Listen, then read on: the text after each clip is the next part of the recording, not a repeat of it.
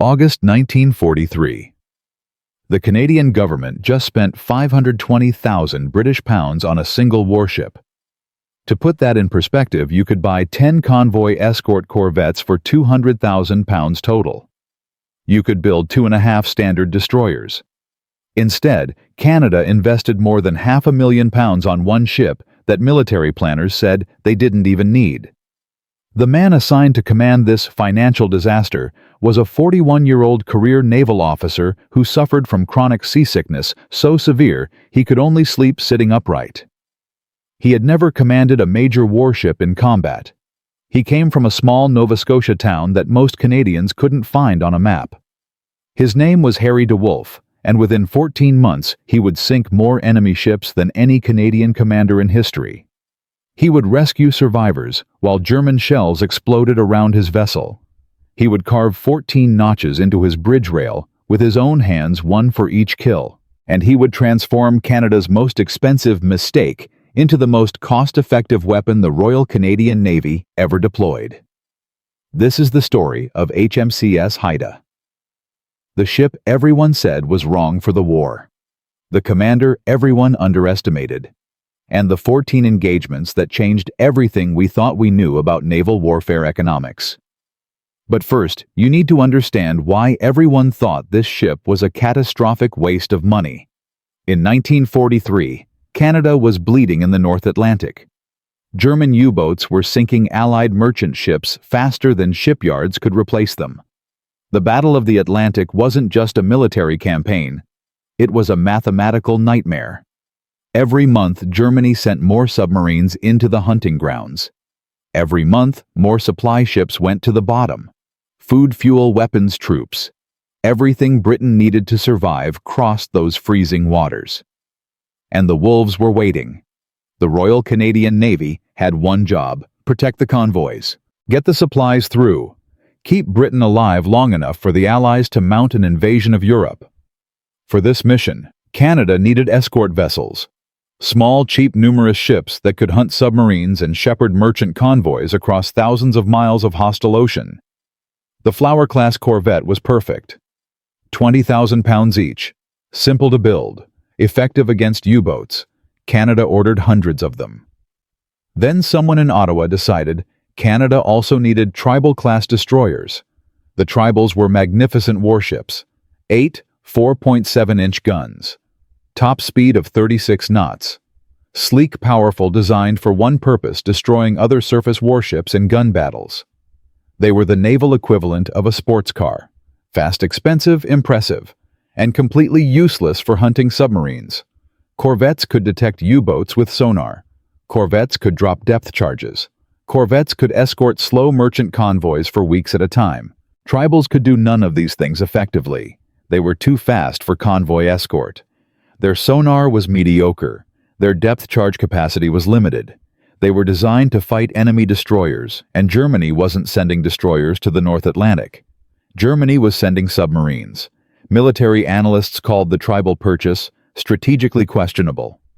Politicians called it financially irresponsible. Sailors called it brass hat foolishness. Canada had just spent over £2 million on 4 Tribal-class destroyers that couldn't do the one job Canada desperately needed done. HMCS Haida was the most expensive of them all.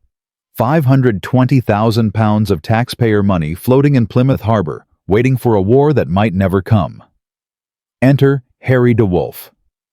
He was born in Bedford, Nova Scotia, in 1903. His father was a naval officer. His grandfather was a naval officer. The sea was in his blood, which was ironic because the sea made him violently ill. DeWolf suffered from seasickness his entire career, not the mild queasiness that passes after a few days.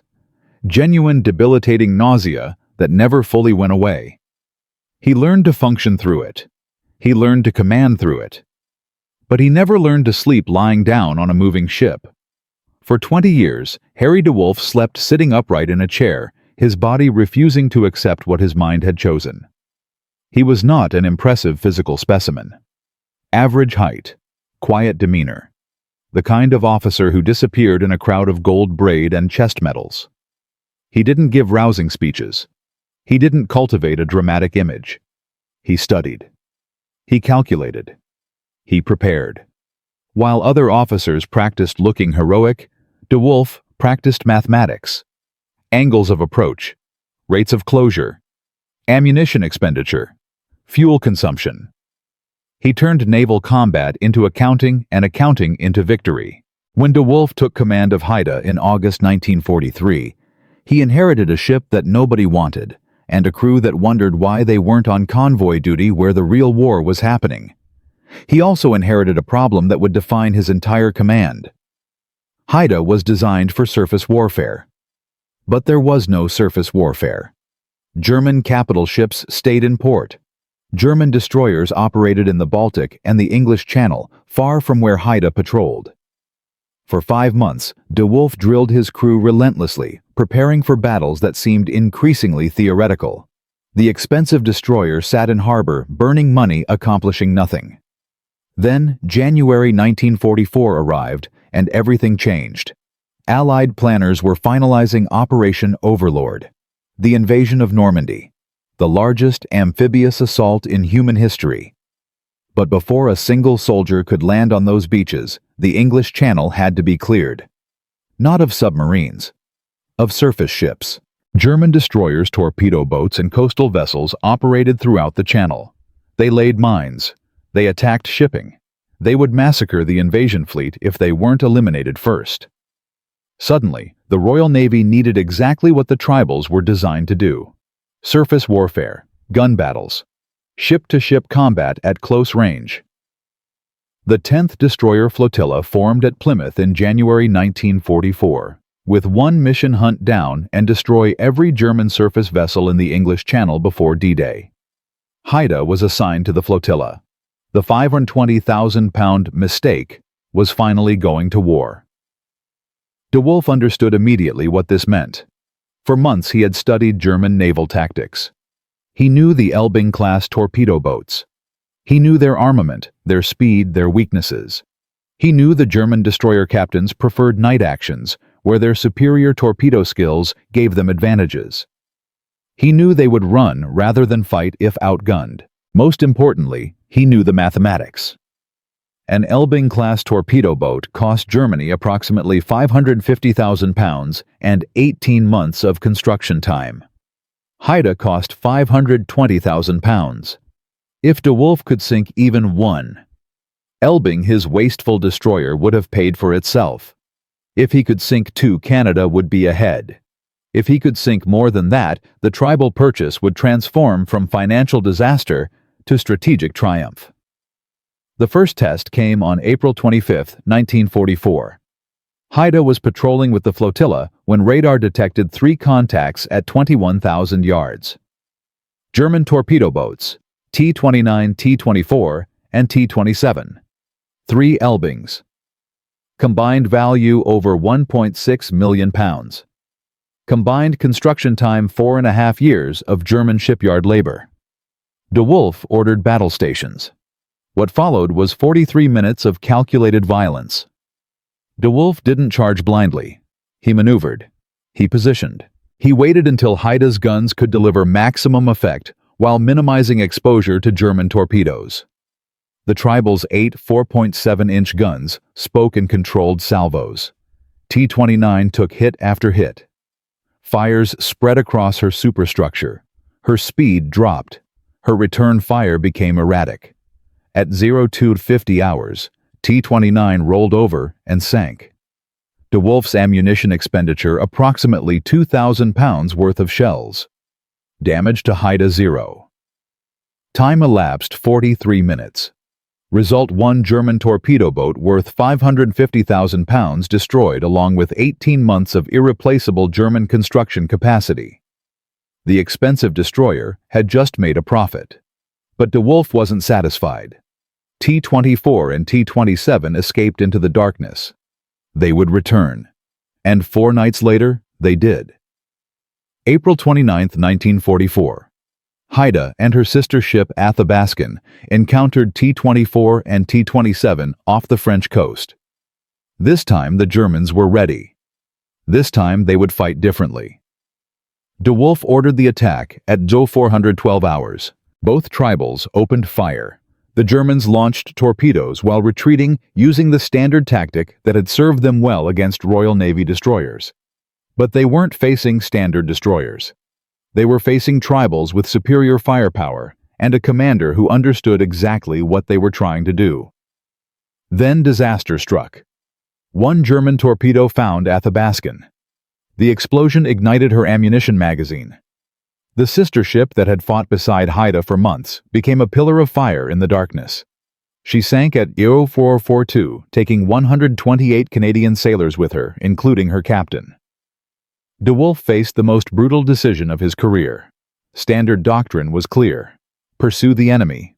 Finish the engagement. Haida was undamaged. T-27 was fleeing. He could catch her. He could avenge his fallen comrades. He could add another kill to his record. But there were survivors in the water. Canadian sailors, his brothers, floating in oil and wreckage while hypothermia set in. Dawn was approaching. German shore batteries were ranging his position. Every minute he stayed increased the risk of losing Haida too. The mathematics said, pursue. The doctrine said, pursue. De Wolf's instincts said something else entirely. He chased T-27 just long enough to run her aground on the French coast, ensuring she would never fight again. Then he turned Haida around and went back for the survivors. German shells began falling as scrambling nets went over Haida's sides. Crew members pulled oil-soaked sailors from freezing water while explosions bracketed the destroyer. De Wolf announced they had 15 minutes. 14 passed. Athabaskan's captain, still alive in the water, called out across the darkness, "Get away, Haida! Get clear!" De Wolf waited 16 minutes. When Haida finally departed at full speed, she carried 47 survivors to safety.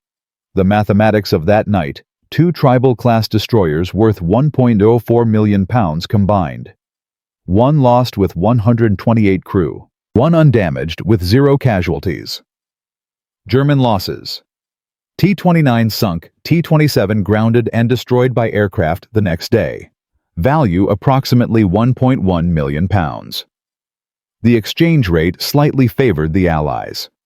But De Wolf had done something that couldn't be measured in pounds sterling. He had proven to every sailor in the Royal Canadian Navy that their commander would not abandon them.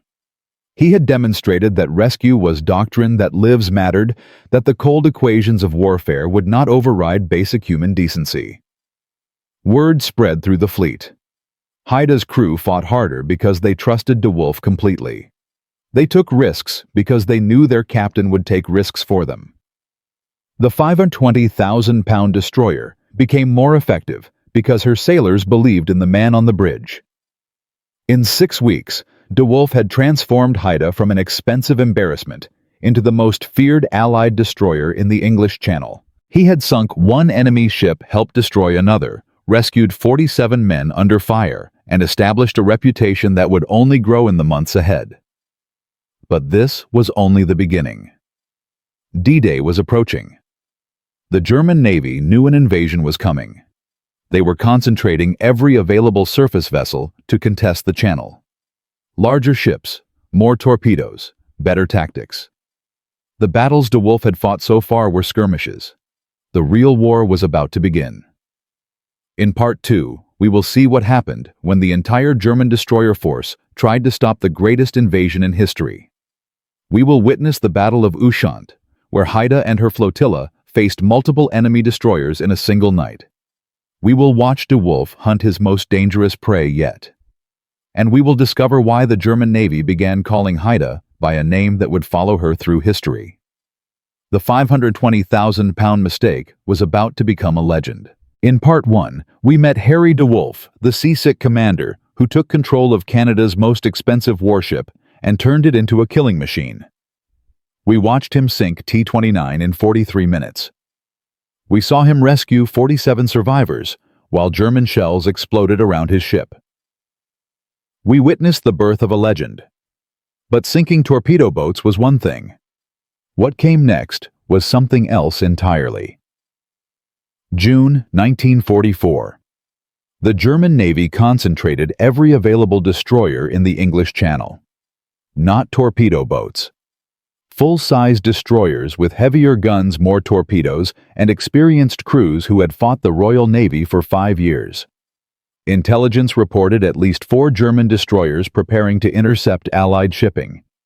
Their mission stopped the invasion of Europe before it began. De Wolf's mission stopped them first. The stakes had never been higher, and the mathematics had never been more terrifying. The problem wasn't just German destroyers. The problem was the Allied command structure itself. De Wolf had proven Haida's value in 2 engagements, but 2 engagements didn't change institutional thinking. The Royal Navy had been fighting surface battles for centuries. They had traditions. They had doctrines. They had admirals who believed Canadian colonial officers should follow orders, not make tactical decisions. Commander G.R. Tweedy represented everything wrong with Allied naval bureaucracy. He didn't command ships. He commanded desks. He analyzed reports. He wrote memoranda. And he believed that aggressive night tactics like De Wolf employed were reckless, undisciplined, and likely to get expensive warships sunk. "Your ammunition expenditure is excessive," Tweedy informed De Wolf during a planning conference in late May. "You fired over 200 rounds engaging T-29. Standard doctrine suggests half that number." De Wolf kept his voice level. "Standard doctrine also suggests T-29 would have escaped, sir. She didn't. You took unnecessary risks recovering Athabascan survivors. You exposed Haida to shore battery fire for 16 minutes. 16 minutes, Commander. Do you understand what a German 150mm shell would do to your engine room?" "I understand what hypothermia does to sailors in the water, sir." The room went silent. Tweedy's face reddened. Other officers studied their papers intently. Nobody challenged desk commanders. Nobody questioned doctrine. Nobody except Harry De Wolf. "Your tactics are unorthodox," Tweedy continued. "Your approach to combat is aggressive to the point of recklessness. If you lose Haida, you will have wasted 520,000 pounds of His Majesty's resources. If I don't engage aggressively, Sir, German destroyers will be waiting when the invasion fleet crosses the channel. How much are those transports worth? How much are the soldiers aboard them worth?" Tweedy had no answer, but he had authority. De Wolf received formal notice that his tactical decisions would be reviewed after each engagement. Any deviation from standard doctrine would require written justification. Any excessive ammunition expenditure would be documented. Any unnecessary risks would result in potential relief from command. The message was clear. Fight carefully, fight conservatively. Fight the way the Royal Navy had always fought, even if that meant letting German ships escape. De Wolf had 6 days until D-Day. 6 days to clear the channel. 6 days with bureaucrats watching his every move. But he found an unexpected ally in the most unlikely place. Captain Basil Jones commanded the 10th Destroyer Flotilla. He was everything Tweedy wasn't. A combat veteran with 17 years of sea duty. A tactical innovator who understood that naval warfare had changed since Jutland. And a man who recognized talent when he saw it. Jones called De Wolf to his cabin the night after the Tweedy confrontation. "I read your action reports," Jones said. "Both engagements. The gunnery was exceptional. The rescue was extraordinary. Tweedy thinks you're dangerous." "Am I relieved, sir?" Jones smiled. "Tweedy doesn't command this flotilla. I do. And I think you're exactly what we need." He spread charts across his desk. Intelligence reports 4 German destroyers preparing to sortie. Z-32, ZH-1, T-24, and possibly others. They're faster than our Hunt-class destroyers. They're better armed than our frigates. The only ships in this flotilla that can catch them and kill them are the tribals. Haida and Huron. Haida and Huron. Your ships, your tactics, your decision-making.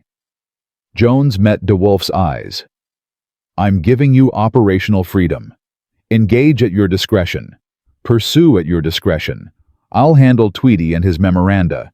You handle the Germans." It was everything De Wolf needed.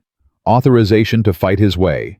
Permission to be aggressive. The institutional barrier had cracked and Captain Jones had kicked the door open. But Jones added one condition. Results, Commander. I need results.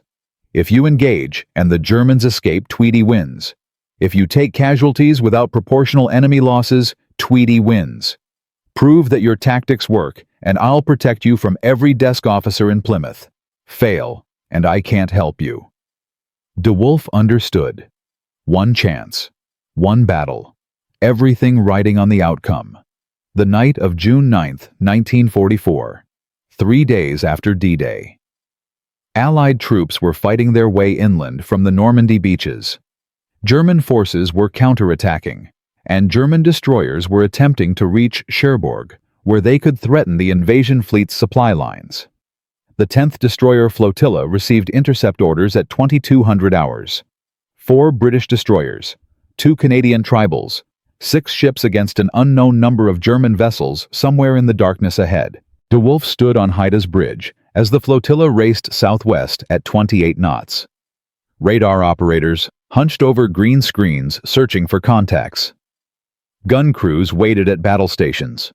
Torpedo tubes were loaded and ready. The English Channel stretched black and cold around them. At 0117 hours, radar detected multiple contacts bearing southwest. Range 14,000 yards.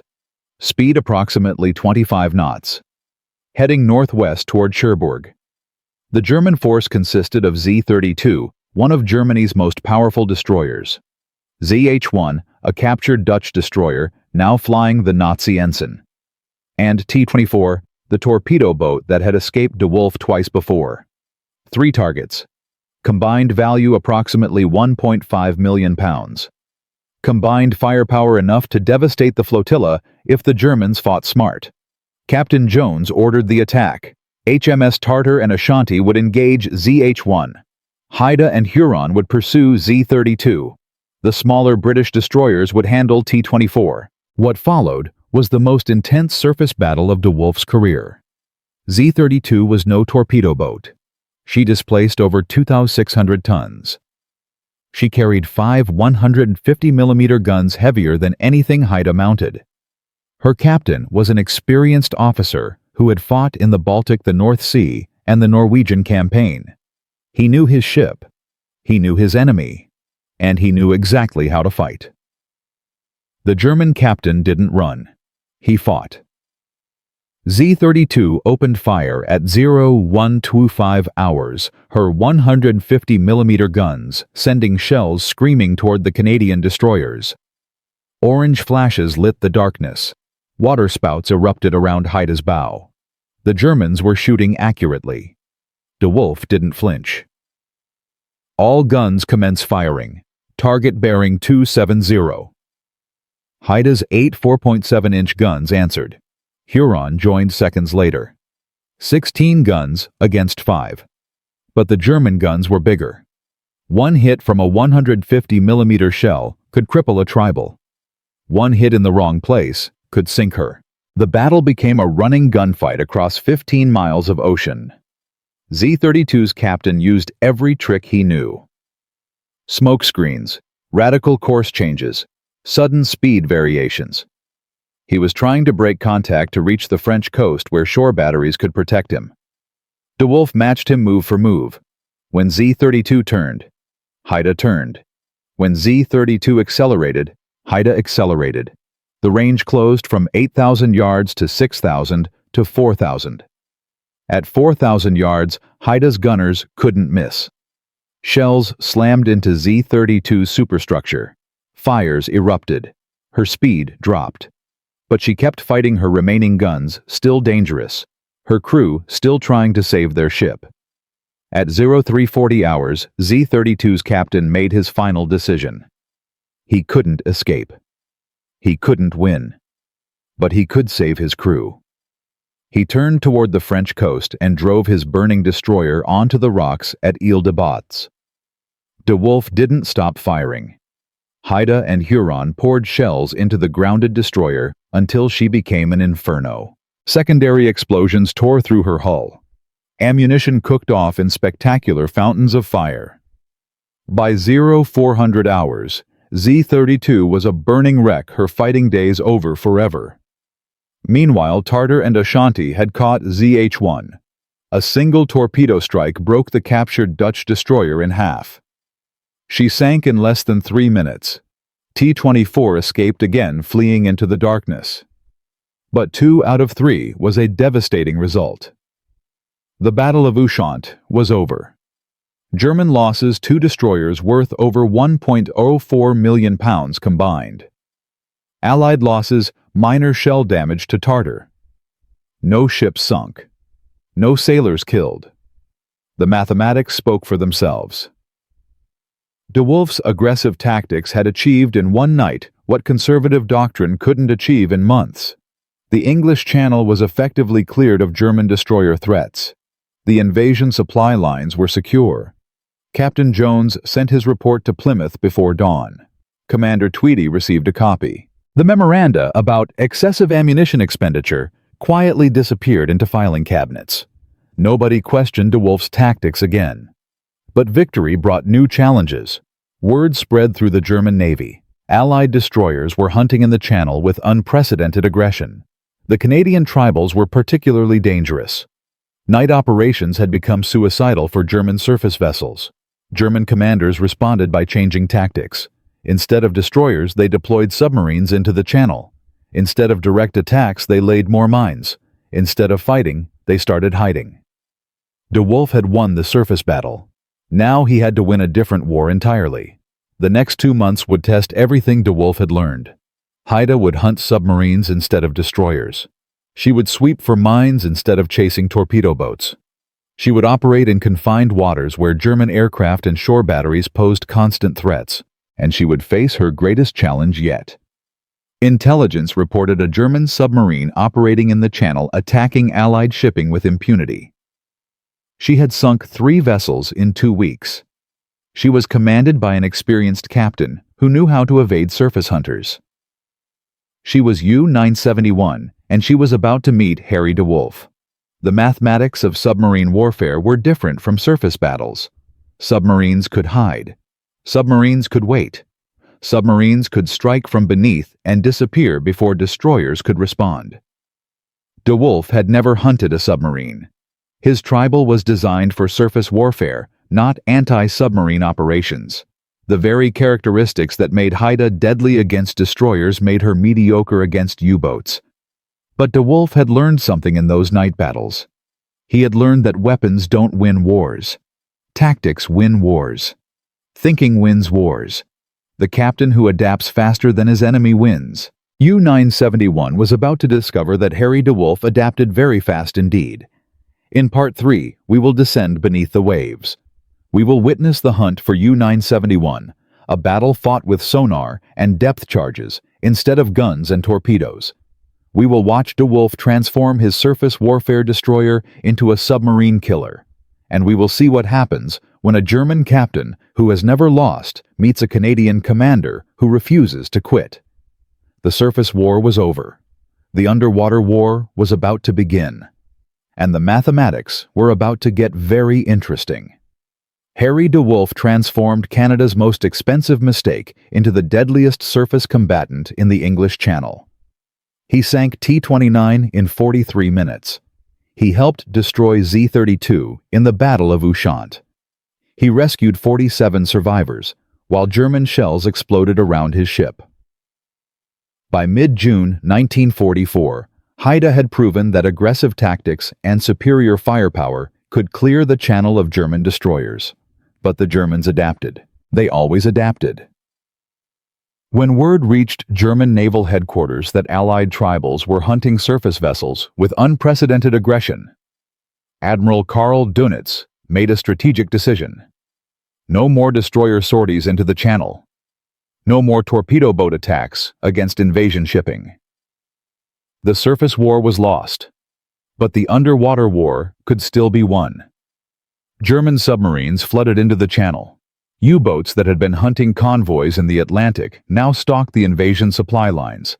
They were smaller, quieter, and deadlier than destroyers. They could strike without warning and vanish before escorts could respond.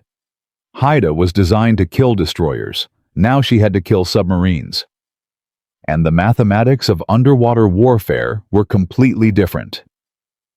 The German response to Haida's success was swift and calculated. Within 2 weeks of the Battle of Ushant, German naval intelligence had compiled a detailed report on Allied destroyer tactics in the Channel. They knew the tribals operated in pairs. They knew the Canadians were aggressive. They knew De Wolf specifically preferred close-range engagements, where his superior firepower overwhelmed opponents.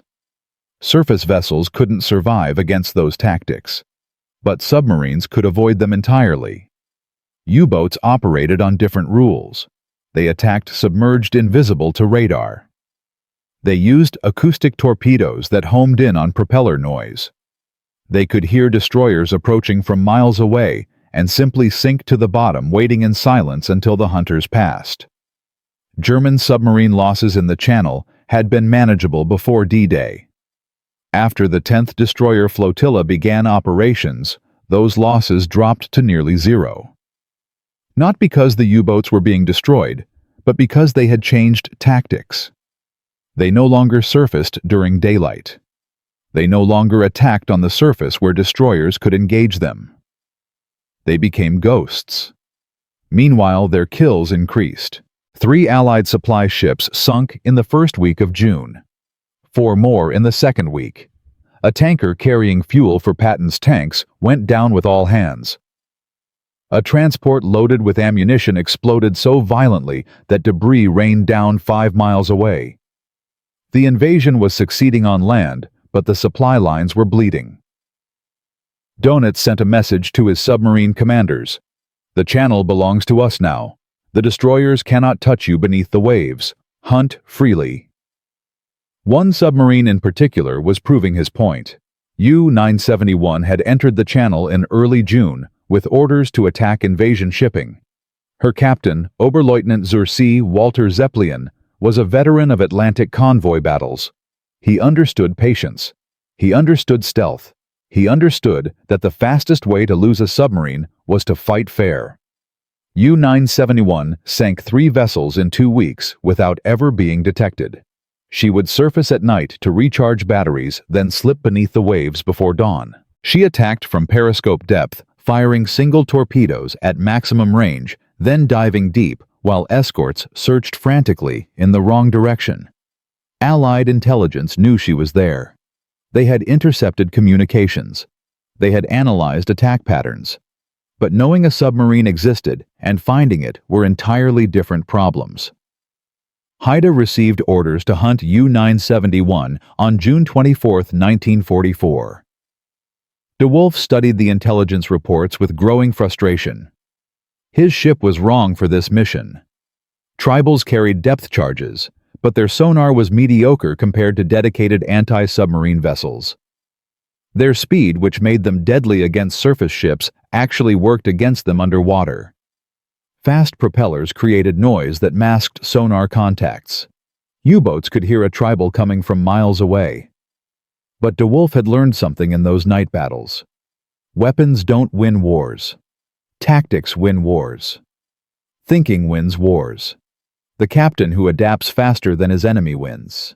He couldn't change Haida's sonar. He couldn't make her quieter, but he could change how he hunted.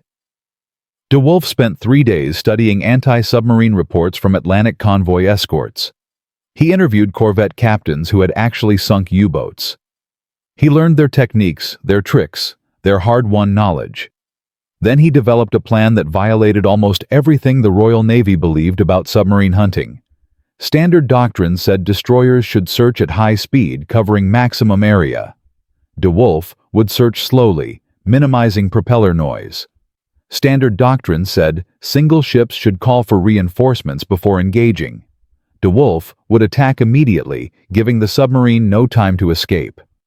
Standard doctrine said preserve the destroyer at all costs. De Wolf would close to point-blank range if necessary. His officers thought he was insane. Submarines had torpedoes. Getting close meant getting killed. But De Wolf understood something his officers didn't. U-971's captain was confident. He had survived 3 weeks in the Channel without being seriously threatened. Confident men made mistakes. Overconfident men made fatal mistakes. But this wasn't the only challenge DeWolf faced. Haida herself was showing strain. 3 months of continuous operations had worn down her machinery. Her engines needed overhaul. Her gun barrels were approaching replacement limits. Her crew was exhausted, running on adrenaline and tea, and the knowledge that every patrol might be their last. Then came the news that shook DeWolf's confidence for the first time. HMCS Huron Haida's sister ship and constant companion through every channel battle was ordered back to Halifax for refit. The ship that had fought beside Haida against Z-32, that had shared the victory at Ushant, was leaving. Haida would operate alone. Some officers whispered that Haida should go too. She had done enough. Let fresher ships take over the channel patrols. Let DeWolf rest. Let the crew recover. DeWolf refused. U-971 was still out there. Allied ships were still dying. The job wasn't finished. But operating alone meant accepting risks that had been unthinkable before. No sister ship to provide covering fire. No backup if Haida was damaged. No rescue if she went down. The mathematics had changed, and not in Haida's favor. June 24, 1944. 0600 hours. RAF Liberator bombers detected U-971 on the surface recharging batteries off the coast of Brittany. The aircraft attacked with depth charges, forcing the submarine to crash dive. But the bombs missed.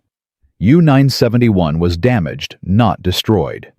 The aircraft radioed Haida's position. DeWolf was 40 miles away. "All ahead flank," he ordered. "Battle stations anti-submarine." Haida surged forward at 32 knots. HMS Eskimo, a British tribal operating nearby, received the same contact report and turned to join the hunt. 2 destroyers converging on a damaged submarine. The odds had shifted. DeWolf reached the attack position at 0730 hours. He immediately ordered speed reduced to 8 knots. Slow, quiet. Let the sonar work. For 90 minutes, Haida and Eskimo searched. Their sonar operators hunched over equipment listening for the distinctive echo of a submarine hull. Nothing. The channel was full of thermal layers, currents, and bottom echoes that confused even experienced operators. DeWolf refused to give up. He ordered a systematic search pattern, methodically covering every square mile where U-971 might be hiding. The crew watched the clock. Every minute that passed gave the submarine time to slip away, time to repair damage, time to escape. Then, at 0847 hours, Haida's sonar operator reported contact. "Submarine bearing 240, range 1,000 yards, depth approximately 50 meters. DeWolf's response was immediate. "All ahead full. Prepare depth charge pattern." Haida accelerated toward the contact. Her depth charge crews armed their weapons. The sonar operator called out ranges as they closed. 800 yards, 600, 400. At 200 yards, DeWolf ordered the attack. "Fire pattern." Depth charges rolled off Haida's stern and flew from her throwers. 10 canisters of high explosive sank toward the contact point.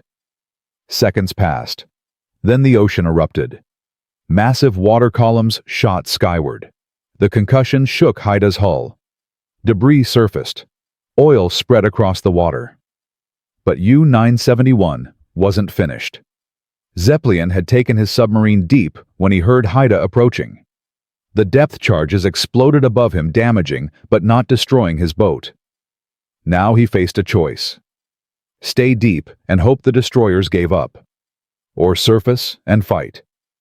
His batteries were nearly exhausted from the earlier aircraft attack. His hull was leaking. His crew was terrified. Zeppelin made the only decision that gave them a chance to survive.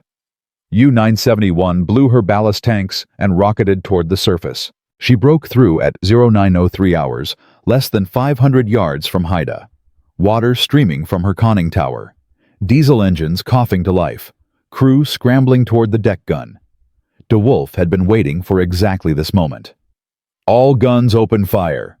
Haida's 8 4.7-inch guns spoke as one. Eskimo joined seconds later. The submarine disappeared beneath a storm of steel. Shells slammed into U-971's pressure hull. Her conning tower disintegrated. Her deck gun flew overboard. Crew members who had reached the surface were cut down before they could man their weapons.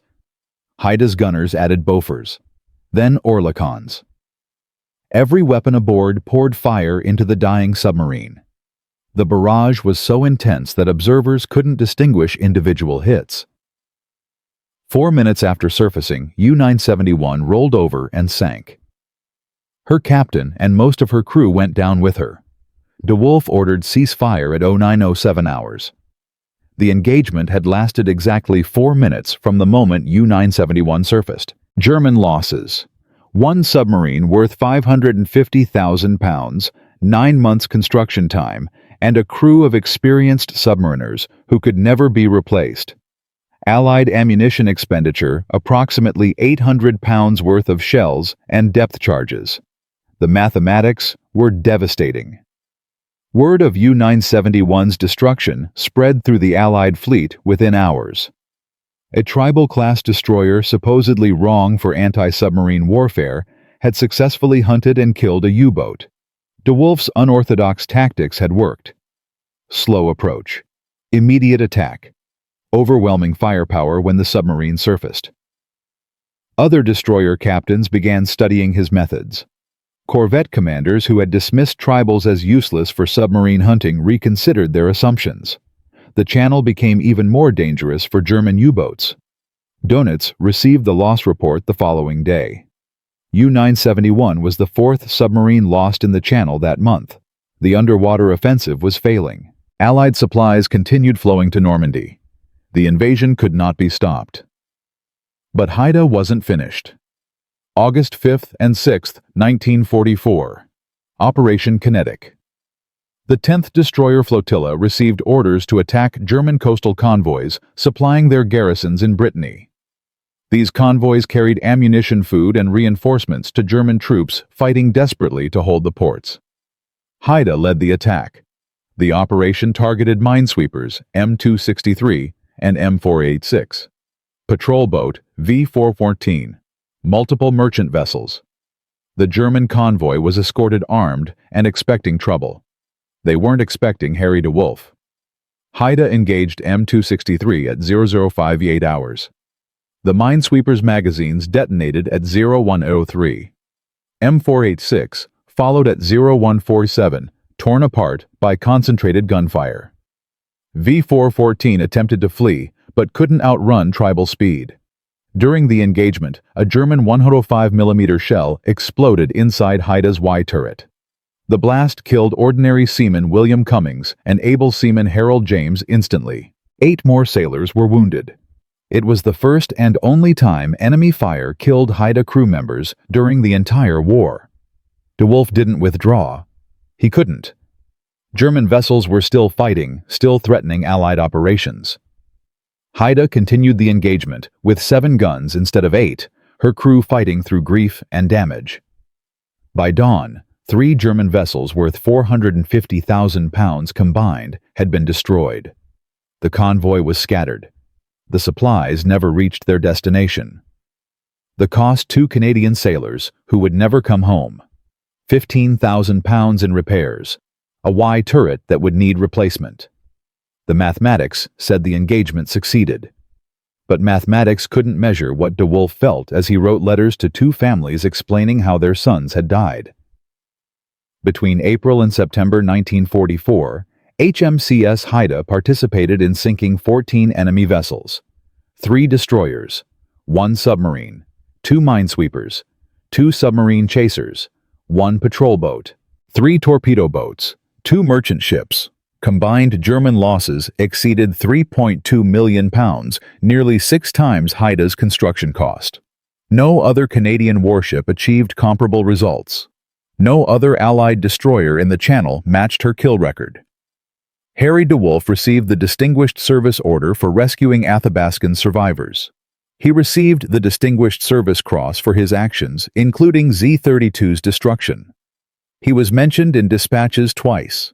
He became one of Canada's most decorated naval officers.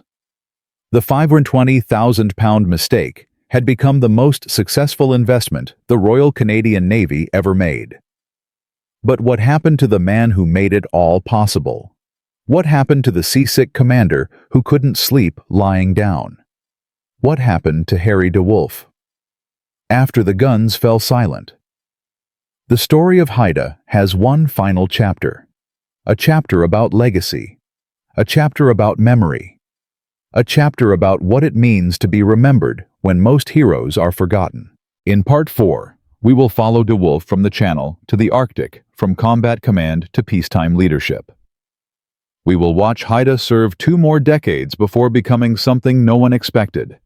And we will discover why of 27 tribal-class destroyers built, only one survived to tell the story. The war was ending. But Haida's journey was just beginning. From a seasick commander who couldn't sleep lying down to the most successful surface warfare captain in Canadian naval history. From a £520,000 mistake to a weapon that destroyed £3.2 million of enemy assets. From an idea everyone rejected to a legacy that changed how navies think about investment and capability.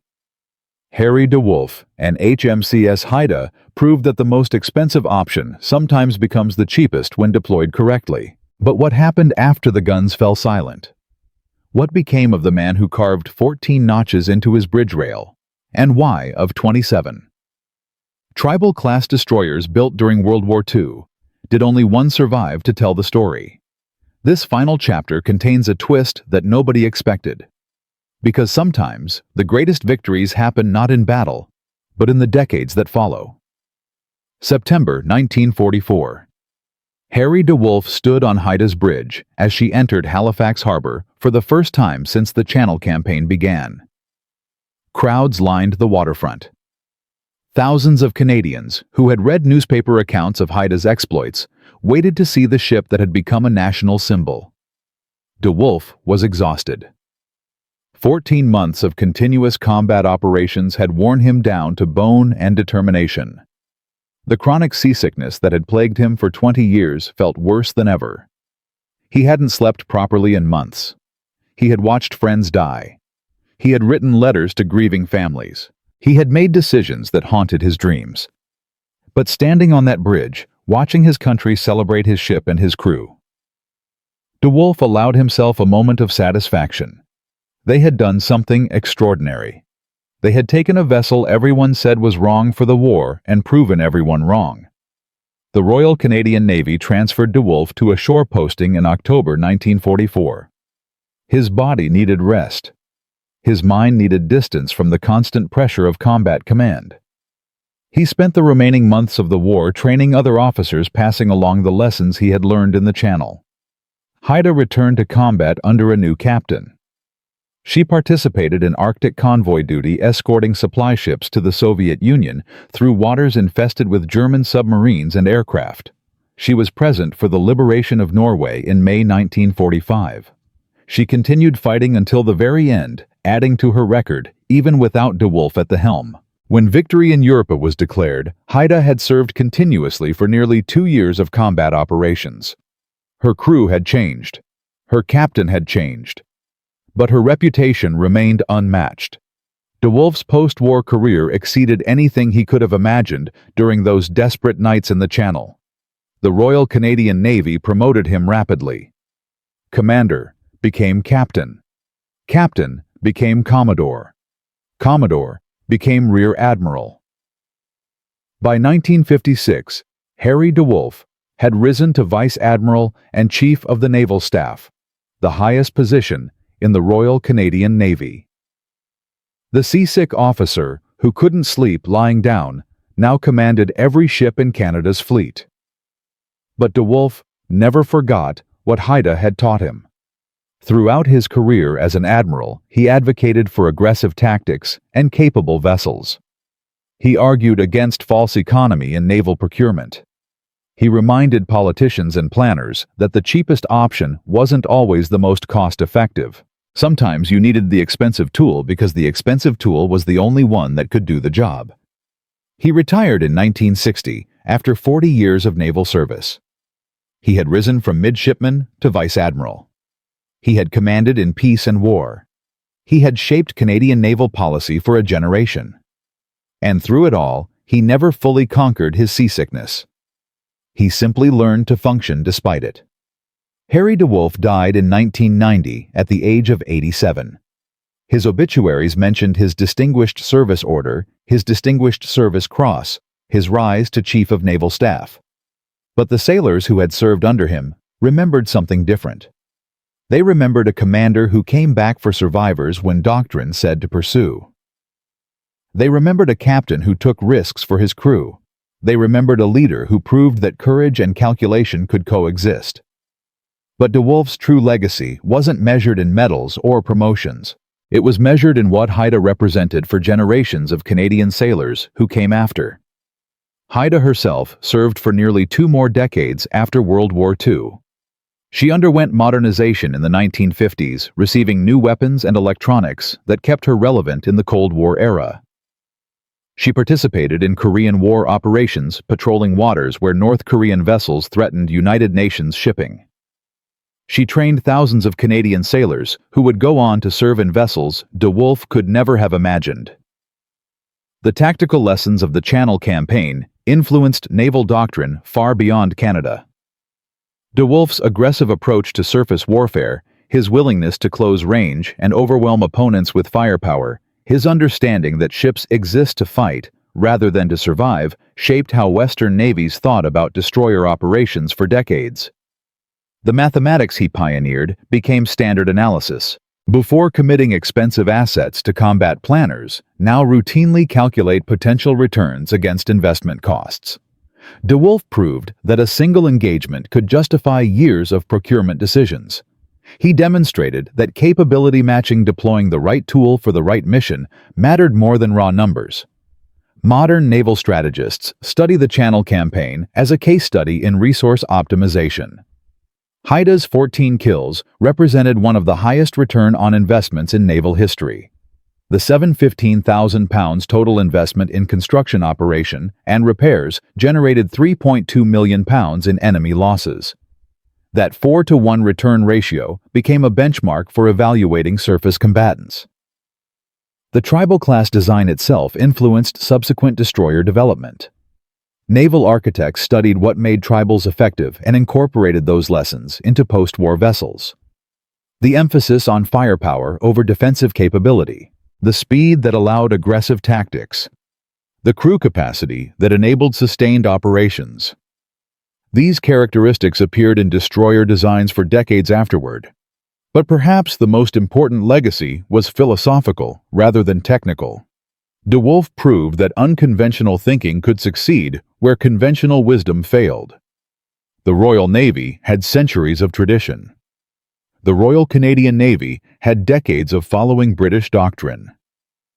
DeWolf challenged both by developing tactics that suited his ship's capabilities rather than accepting limitations imposed by outdated procedures. His rescue of Athabascan survivors demonstrated something that military analysts often forget. Mathematics and doctrine must serve human values, not replace them. DeWolf could have justified abandoning those sailors. The numbers supported pursuit over rescue. But he understood that crews who trusted their commander fought harder, took more risks, achieved more than crews who feared abandonment. That insight applies far beyond naval warfare. Leaders in every field face similar choices between optimal efficiency and human consideration. DeWolf showed that the human choice often is the efficient choice in the long run. Loyalty breeds loyalty. Trust breeds performance. The 16 minutes he spent under German shell fire saved 47 lives and created a legend that motivated Canadian sailors for generations. Similar stories echo throughout military history. The commanders who trusted unconventional ideas. The planners who invested in capabilities others dismissed. The leaders who balanced mathematics with humanity. Billy Mitchell argued for air power when generals dismissed aircraft as toys. He was court-martialed for his advocacy.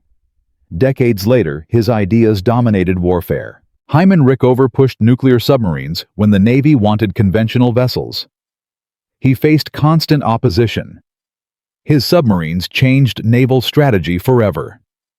Percy Hobart developed specialized tanks for D-Day when traditional officers mocked his funnies. Those tanks saved thousands of lives on the beaches. De Wolf belongs in their company. Not because he invented new technology, but because he proved that existing technology properly employed by a capable commander could achieve results that planners never anticipated. And there is one final detail that most histories overlook.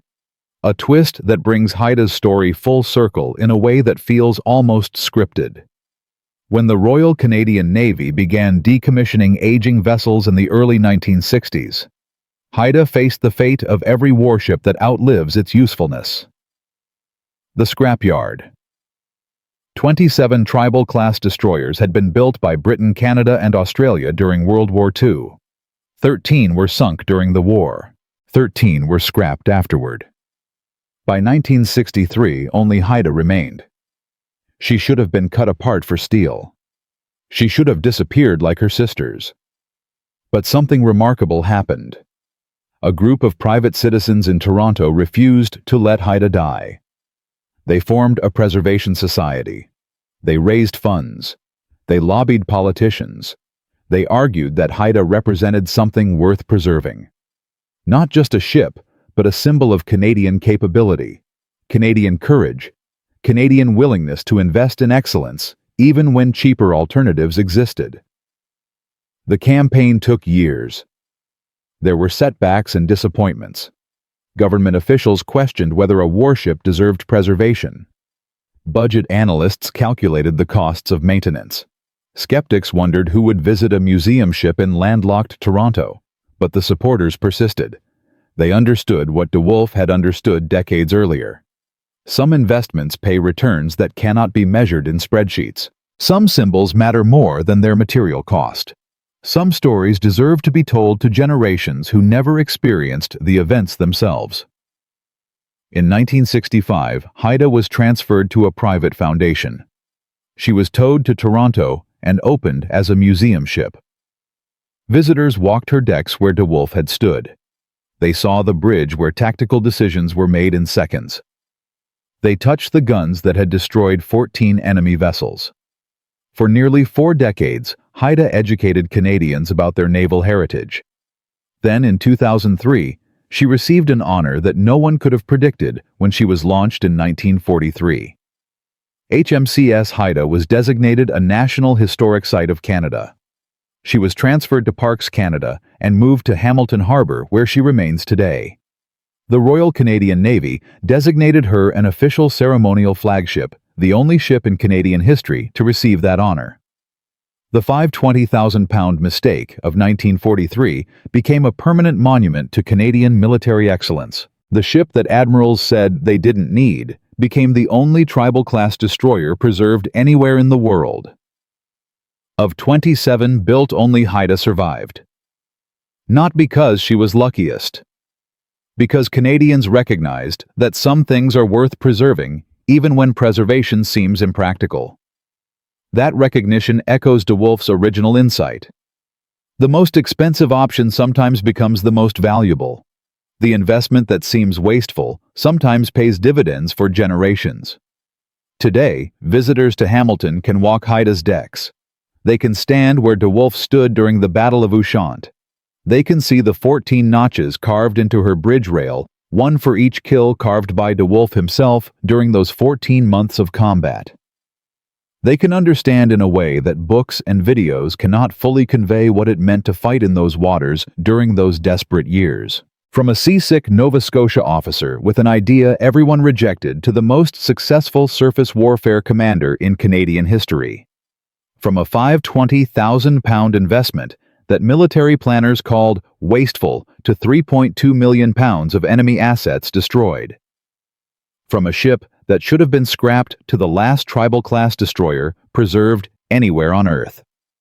Harry De Wolf proved that courage and calculation can coexist, that human values enhance rather than diminish military effectiveness, that the right tool deployed correctly achieves results impossible for cheaper alternatives, and that some stories deserve to be remembered long after everyone who lived them has passed.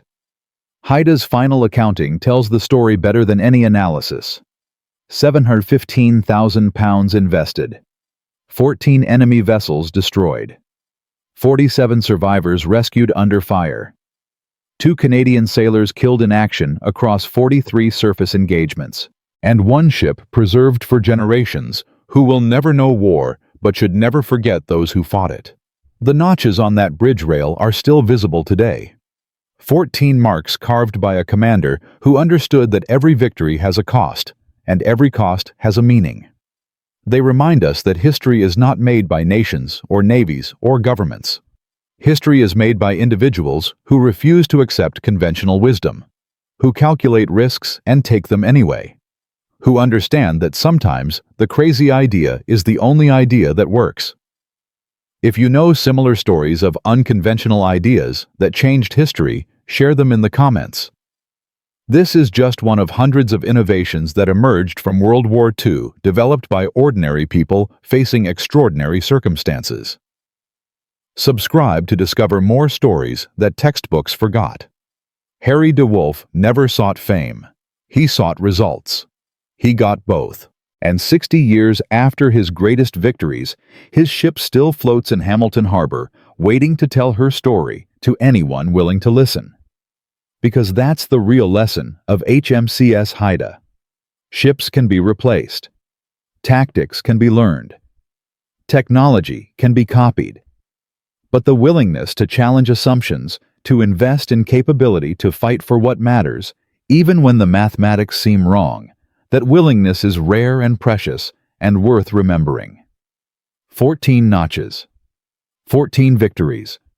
1 commander who proved that sometimes the most expensive mistake becomes the greatest success in history.